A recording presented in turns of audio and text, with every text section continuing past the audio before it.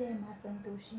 शुक्रवार के दिन माँ संतोषी का व्रत पूजन किया जाता है। इस पूजा के दौरान माता की आरती, पूजन तथा अंत में माता की कथा सुनी जाती है। आइए जानें शुक्रवार के दिन की जाने वाली संतोषी माता व्रत कथा। संतोषी माता व्रत कथा। एक बुढ़िया थी, उसके 7 बेटे थे। 6 कमाने वाले थे जबकि एक निकम्मा था। बुढ़िया 6 बेटों की रसोई बनाती, भोजन कराती और उनसे जो कुछ जूठन बचती वह 7वें को दे देती। एक दिन वह अपनी पत्नी से बोला, देखो मेरी माँ को मुझ पर कितना प्रेम है। वह बोली, क्यों नहीं, सबका झूठा जो तुमको खिलाती है। वह बोला, ऐसा नहीं हो सकता है, मैं जब तक आंखों से ना देख लूँ मान नहीं सकता। बहू हंसकर बोली, देख लोगे तब तो मानोगे। कुछ दिन बाद त्योहार आया। घर में 7 प्रकार के भोजन और चूरमे के लड्डू बने। वह जांचने को सिर दुखने का बहाना कर पतला वस्त्र सिर पर ओढ़े रसोई घर में सो गया। वह कपड़े में से सब देखता रहा। 6 भाई भोजन करने आए। उसने देखा माँ ने उनके लिए सुंदर आसन बिछा, नाना प्रकार की रसोई परोसी और आग्रह करके उन्हें जमाया। वह देखता रहा। 6 भोजन करके उठे, तब माँ ने उनकी झूठी थालियों में से लड्डुओं के टुकड़े उठाकर एक लड्डू बनाया। जूठन साफ कर बुढ़िया माँ ने उसे पुकारा, बेटा 6 भाई भोजन कर गए, अब तू ही बाकी है, उठ, तू कब खाएगा। वह कहने लगा, माँ मुझे भोजन नहीं करना, मैं अब परदेस जा रहा हूँ। माँ ने कहा, कल जाता हो तो आज चला जा। वह बोला, हाँ आज ही जा रहा हूँ। यह कहकर वह घर से निकल गया। 7वें बेटे का परदेस जाना। चलते समय पत्नी की याद आ गई। वह गौशाला में कंडे थाप रही थी। वहाँ जाकर बोला, हम जावे परदेस आवेंगे कुछ काल, तुम रहियो संतोष से धर्म अपनो पाल। वह बोली, जाओ पिया आनंद से, हमारो सोच हटाए, राम भरोसे हम रहें, ईश्वर तुम्हें सहाय।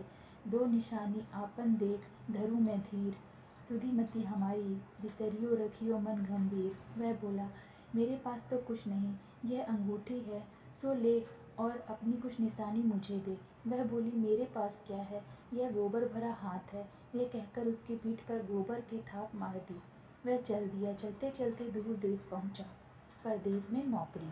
वहाँ एक साहूकार की दुकान थी। वहाँ जाकर कहने लगा, भाई मुझे नौकरी पर रख लो। साहूकार को ज़रूरत थी। बोला, रह जा। लड़के ने पूछा, तनख्वाह क्या दोगे। साहूकार ने कहा, काम देखकर दाम मिलेंगे। साहूकार की नौकरी मिली। वह सुबह 7 बजे से 10 बजे तक नौकरी बजाने लगा। कुछ दिनों में दुकान का सारा लेन देन, हिसाब किताब, ग्राहकों का माल बेचना, सारा काम करने लगा। साहूकार के 7-8 नौकर थे। वे सब चक्कर खाने लगे। यह तो बहुत ही होशियार बन गया। सेठ ने भी काम देखा और 3 महीने में ही उसे आधे मुनाफे का हिस्सेदार बना लिया।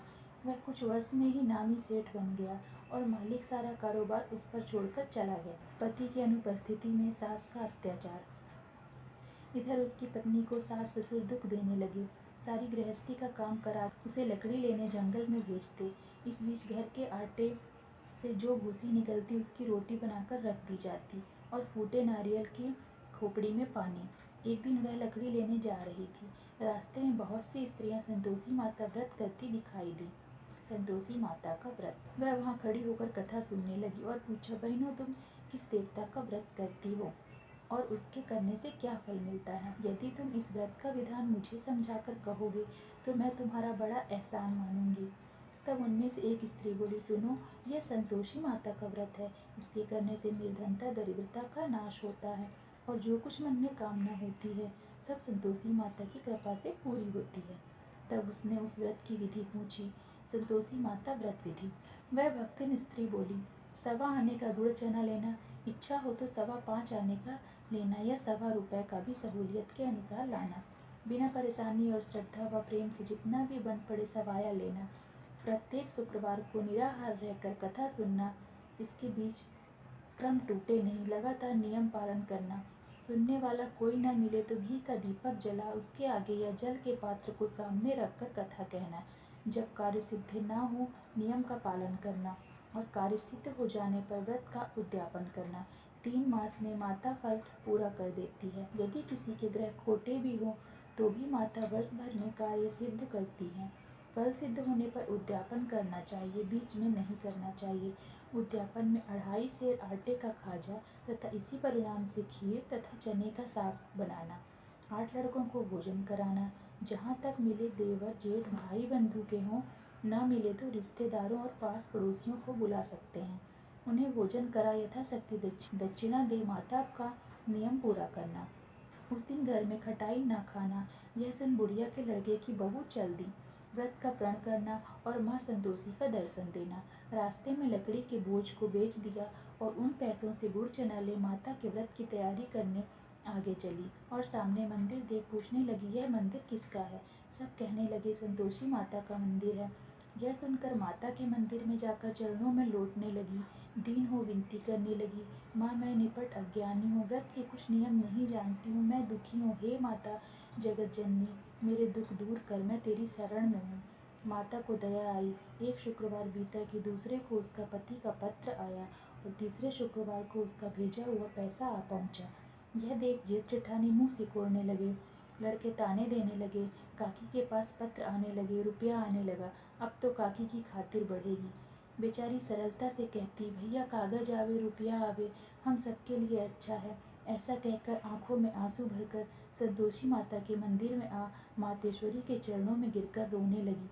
माँ मैंने तुमसे पैसा कम मांगा है, मुझे पैसे से क्या काम है, मुझे तो अपने सुहाग से काम है, मैं तो अपने स्वामी के दर्शन मांगती हूँ।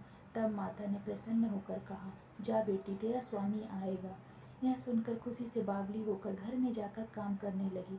अब संतोषी माँ विचार करने लगी, इस भोली पुत्री को मैंने कह तो दिया कि तेरा पति आएगा, लेकिन कैसे? वह तो इसे स्वप्न में भी याद नहीं करता, उसे याद दिलाने को मुझे ही जाना पड़ेगा।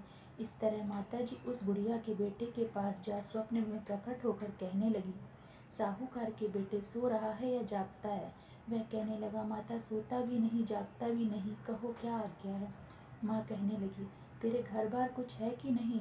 वह बोला, मेरे पास सब कुछ है, माँ बाप है, बहू है, क्या कमी है? माँ बोली, भोले पुत्र तेरी बहू घोर कष्ट उठा रही है, तेरे माँ बाप उसे परेशानी दे रहे हैं, वह तेरे लिए तरस रही है, तू उसकी सुध ले। वह बोला, हाँ माता जी यह तो मालूम है, परंतु जाऊँ तो कैसे? परदेश की बात है, लेन देन का कोई हिसाब नहीं, कोई जाने का रास्ता नहीं आता, कैसे चला जाऊँ? माँ कहने लगी, मेरी बात मान, सवेरे नहा धोकर संतोषी माता का नाम ले, घी का दीपक जला, दंडवत कर दुकान पर बैठ जा, देखते देखते सारा लेन देन चुक जाएगा, जमा का माल बिक जाएगा, शाम होते होते धन का भारी ढेर लग जाएगा। अब बूढ़े की बात मानकर वह नहा धोकर संतोषी माता को दंडवत घी का दीपक जला दुकान पर जा बैठा। थोड़ी देर में देने वाला रुपया लाने लगे, लेने वाले हिसाब लेने लगे, कोठे में भरे सामान के खरीदार न कम दाम दे सौदा करने लगे। शाम तक धन का भारी ढेर लग गया। मन में माता का नाम ले चमत्कार देख प्रसन्न होकर घर ले जाने के वास्ते गहना कपड़ा सामान खरीदने लगा। वहाँ काम से निपट तुरंत घर को रवाना हुआ। उधर उसकी पत्नी जंगल में लकड़ी लेने जाती है, लौटते वक्त माता जी के मंदिर में विश्राम करती। वह तो उसके प्रतिदिन रुकने का जो स्थान ठहरा। धूल उड़ती देख वह माता से पूछती, हे माता यह धूल कैसे उड़ रही है? माता कहती, हे पुत्री तेरा पति आ रहा है, अब तू ऐसा कर, लकड़ियों के 3 बोझ बना ले, एक नदी के किनारे रख और दूसरा मेरे मंदिर पर व तीसरा अपने सिर पर। तेरे पति को लकड़ियों का गट्ठर देख मोह पैदा होगा, वह यहाँ रुकेगा, नाश्ता पानी खाकर माँ से मिलने जाएगा, तब तू लकड़ियों का बोझ उठाकर जाना और चौक में गट्ठर डालकर जोर से आवाज़ लगाना, लो सासू जी लकड़ियों का गट्ठर लो, भूसे की रोटी दो, नारियल के खोपड़े में पानी दो। माता जी से बहुत अच्छा कहकर वह प्रसन्न मन से लकड़ियों के 3 गट्ठर बनाई, एक नदी के किनारे पर और एक माता जी के मंदिर पर रखा। इतने में मुसाफिर आ पहुंचा। सूखी लकड़ी देख उसकी इच्छा उत्पन्न हुई कि हम यहीं पर विश्राम करें और भोजन बनाकर खा पीकर गाँव जाएं। इसी तरह रुक कर भोजन बना, विश्राम करके गाँव को गए।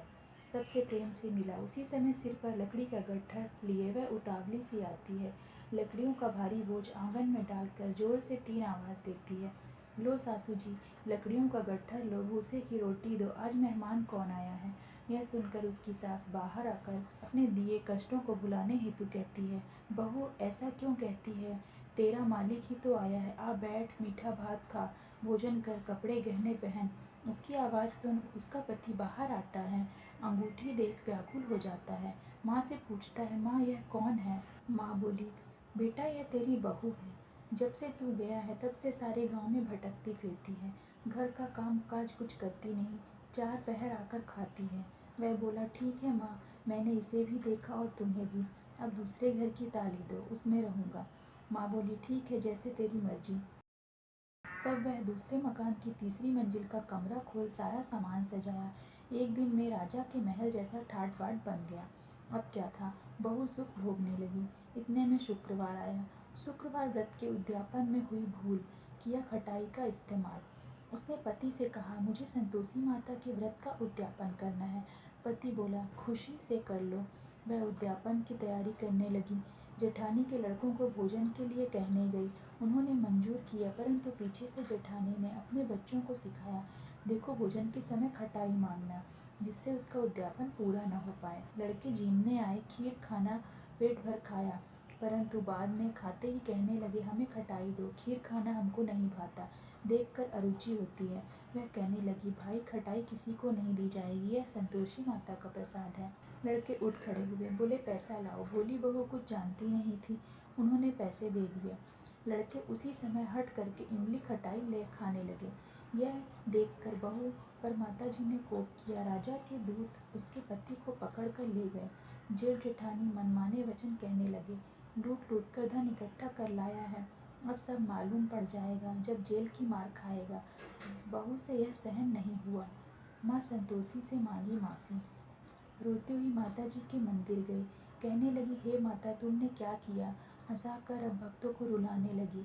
माता बोली, बेटी, तूने उद्यापन करके मेरा व्रत भंग किया है।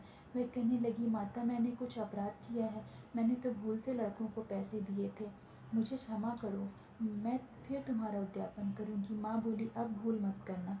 वह कहती, अब भूल नहीं होगी, अब बतलाओ वो कैसे आएंगे? माँ बोली, जा पुत्री, तेरे पति तुझे रास्ते में आता मिलेगा।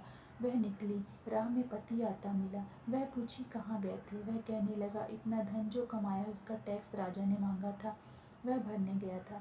वह प्रसन्न हो बोली, भला हुआ, अब घर को चलो। कुछ दिन बाद फिर शुक्रवार आया, फिर किया व्रत का उद्यापन। वह बोली, मुझे फिर माता का उद्यापन करना है। पति ने कहा, करो। बहू फिर जेठ के लड़कों को भोजन को कहने गई। जेठानी ने एक दो बातें सुनाई और सब लड़कों को सिखाने लगी, तुम सब लोग पहले ही खटाई मांगना। लड़के भोजन से पहले कहने लगे, हमें खीर नहीं खानी, हमारा जी बिगड़ता है, कुछ खटाई खाने को दो। वह बोली, खटाई किसी को नहीं मिलेगी, आना हो तो आओ। वह ब्राह्मण के लड़के लाकर भोजन कराने लगी। यथाशक्ति दक्षिणा की जगह एक एक फल उन्हें दे दिया। संतोषी माता प्रसन्न हुई। संतोषी माता का फल, माता की कृपा होते ही 9वें मास में उसके चंद्रमा के समान सुंदर पुत्र प्राप्त हुआ। पुत्र को पाकर प्रतिदिन माता जी के मंदिर को जाने लगी। माँ ने सोचा, यह रोज आती है, आज क्यों न इसके घर चलूं। यह विचार कर माता ने भयानक रूप बनाया। गुड़ चने से सना मुख, ऊपर सूंड के समान होंठ, उस पर मक्खियाँ भिन भिन कर रही थीं।